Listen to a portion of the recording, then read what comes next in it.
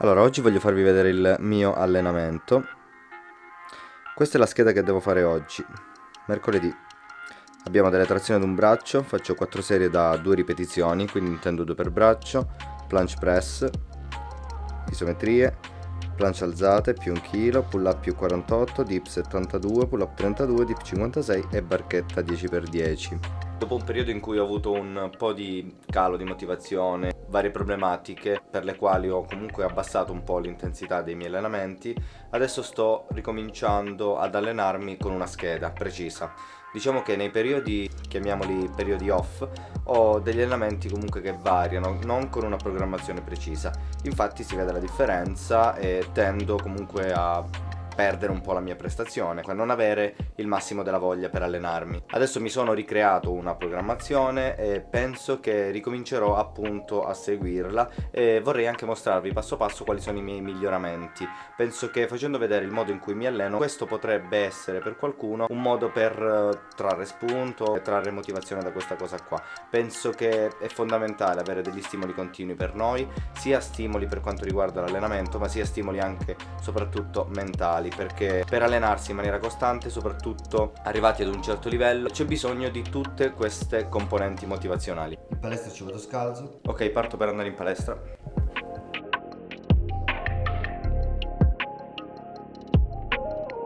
Olè, arrivato.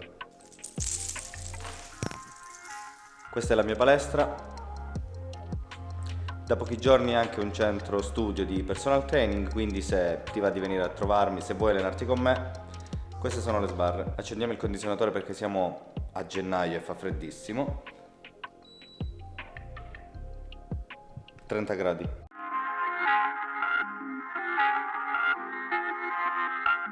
Olè, questa è la scheda. Qual è la parte fondamentale dell'allenamento, quella con la quale iniziamo bene? Il riscaldamento. Per quanto riguarda le routine di riscaldamento, sicuramente farò un video al riguardo dove vi farò vedere più o meno qual è interamente la mia routine di riscaldamento. Non è questa la sede, qui cercherò di essere abbastanza rapido. Chiaramente non sono al 100% perché ho ripreso questa settimana a riallenarmi quasi tutti i giorni, quindi diciamo oggi sono al terzo giorno di allenamento e mercoledì ho iniziato lunedì, mi sono allenato anche ieri, quindi la mia prestazione cala un po' nel corso della settimana. Io generalmente mi alleno 3-4 volte a settimana, non faccio tantissime sedute di allenamento, sono non contrario però diciamo non sono favorevole a chi si allena troppo. Poi che possa essere efficace per alcuni non lo metto in dubbio, però penso che per la maggior parte delle persone basterebbero molti meno allenamenti perché abbiamo bisogno di recuperare tra una sessione e l'altra, soprattutto per mantenere un volume di lavoro abbastanza elevato. Poi ci sarà anche l'amico, il cugino che si allena 8 volte a settimana, però quello è un caso a parte. Quando parlo di allenamento cerco di riferirmi alla maggior parte delle persone, non a quei pochissimi casi.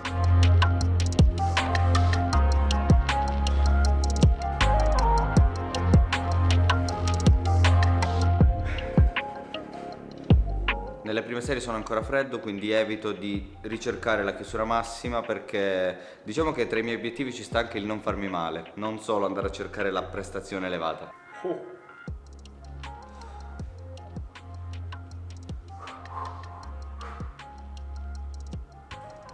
Io penso che allenarsi, soprattutto in inverno, può diventare parecchio complicato e ci possono essere molte variabili che influenzano il nostro progredire. Variabili come influenze varie, freddo, eccetera, quindi non dobbiamo preoccuparci se pensiamo di essere un attimo in stallo, se non abbiamo la voglia di allenarci, perché il periodo è così, le giornate durano poco, fa freddo, i livelli di testosterone fisiologicamente sono al minimo. Chiaramente la primavera e l'estate sono i periodi migliori per allenarsi, facciamo tante cose, c'è tanta gente in giro, si va al mare, fa caldo, però penso che una parte fondamentale dell'allenamento la faccia quello che noi riusciamo a fare anche durante l'inverno. Poi io sono il primo che l'estate migliora molto di più, riesce ad allenarsi molto di più, anche perché io col caldo riesco ad allenarmi tranquillamente, mentre invece col freddo ho un'enorme difficoltà perché a parte che mi devo allenare vestito, però poi i tendini, le articolazioni li sento sempre freddi, ci metto tanto tempo e forse spesso solo dopo la metà dell'allenamento mi sento abbastanza carico e caldo, come se fosse lì il momento giusto per iniziare. Con la destra evito di chiudere troppo perché ho una spalla che mi dà fastidio.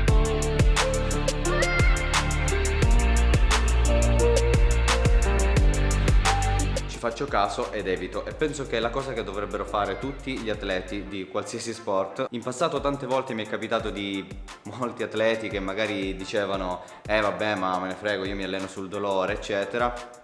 Tutti spariti. Anche perché il concetto del fai un'altra ripetizione, cerca di arrivare al limite, è un concetto che arriva dal bodybuilding e non è applicabile ad una disciplina come il calisthenics. E non bisogna arrivare al limite in ogni serie. È anche abbastanza stupido andare a ricercare per forza la massima propedeutica in ogni esercizio che facciamo. Molte volte miglioriamo di più con una propedeutica inferiore fatta bene piuttosto che con una al limite fatta malissimo. Io nei miei allenamenti personalmente non vado mai a ricercare lo sforzo estremo, a parte che non mi piace, non è una cosa che mi è mai piaciuta, però ho notato che riesco a migliorare molto di più allenandomi a buffer, quindi non arrivando al limite. Poi con questo non voglio dire che mi sottoalleno, voglio soltanto dire che non mi alleno dando il 100%, non funziona così.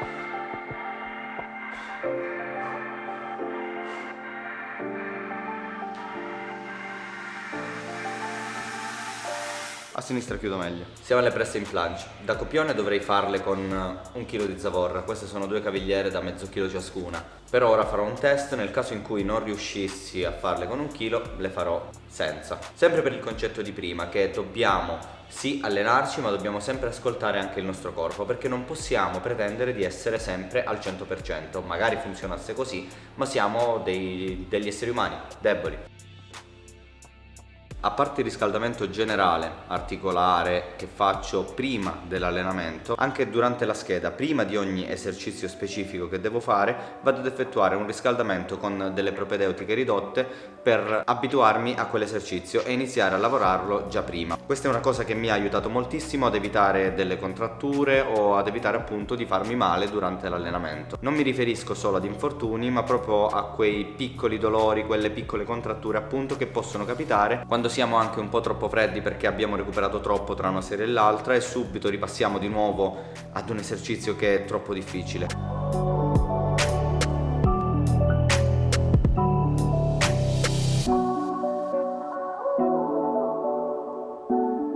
Ok, iniziamo, provo a farla in full. Non è detto che mi esca, nel caso in cui io fallisca lascerò lo stesso la clip.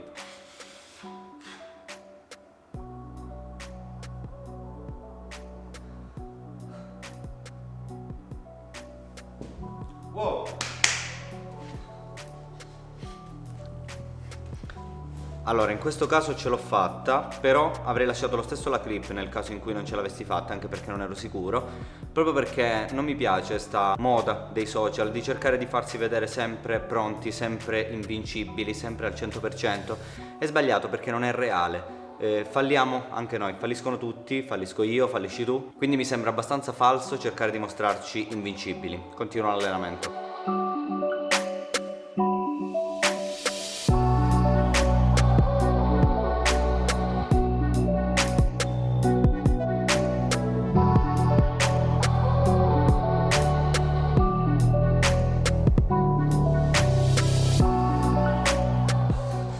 Olè, l'ultima serie era parecchio al limite e bene così, per oggi è andata. Cercherò di fare questo esercizio poi mano a mano con sempre più chili possibile, certo non all'infinito, cercando di aggiungere grammi alle cavigliere. Saluto anche i ragazzi della Bodymaster di Lecce.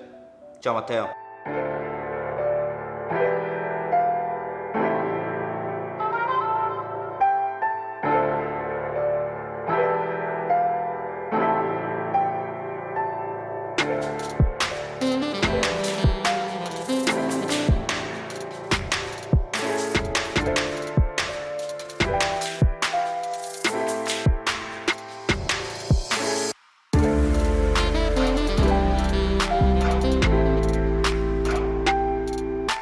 Perfetto, siamo arrivati ai pull up, 48 kg, abbiamo un kettlebell da 16 kg, uno da 32, la nostra cinta dell'RDX e niente, pronti.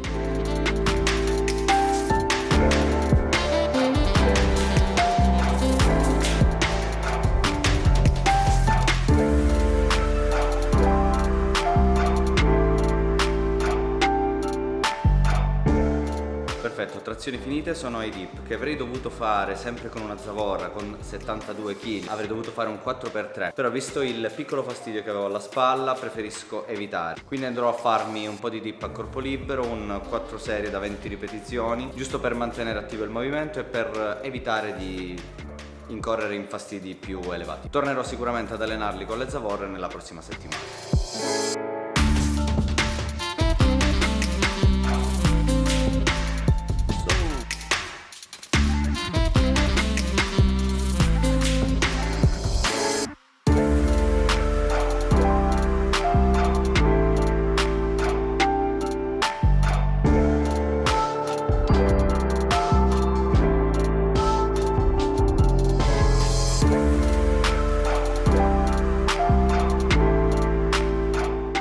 Le barchette, per farle utilizzerò un timer che sarebbe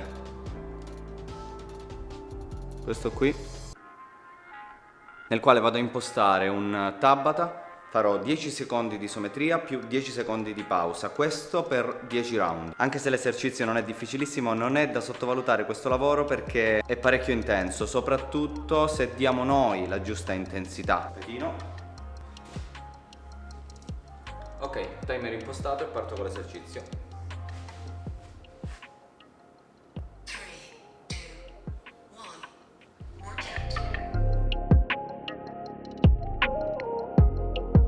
Le prime serie sono facili, quasi non si sente lo sforzo. Il problema arriva dopo la quinta, sesta.